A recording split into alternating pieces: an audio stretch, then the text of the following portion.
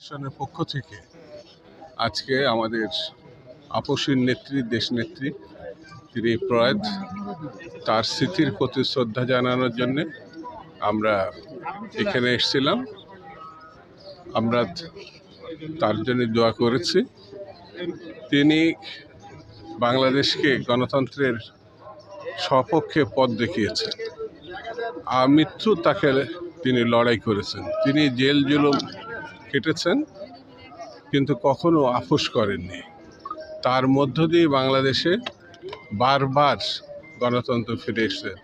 তিনি কখনো নির্বাচনে 23টি সিটে দাঁড়িয়েছেন, কখনো পরাজিত হননি। তিনি 3 বারের প্রধানমন্ত্রী। এই দেশে তিনি নজির শুধু স্থাপন করেননি যে একটি দেশ কিভাবে এগোতে হয়, কৃষক, শ্রমিক, খেটে খাওয়া মানুষ, সর্বশ্রেণীর, সর্বপেশার কিভাবে ঐক্যবদ্ধ রাখতে হয়, তিনি সেটা দেখিয়েছেন। তারই আজকে আমরা আমাদের কোনো রাজনৈতিক দলের পক্ষ থেকে না, একটি সার্বজনীন সংগঠন ঢাকা বিশ্ববিদ্যালয় অ্যালুমনি অ্যাসোসিয়েশন, তার পক্ষ থেকে আমরা এখানে তার প্রতি শ্রদ্ধা জানানোর জন্য এসেছি এবং দোয়া করেছি আল্লাহ যেন তাকে বেশ নসিব করেন।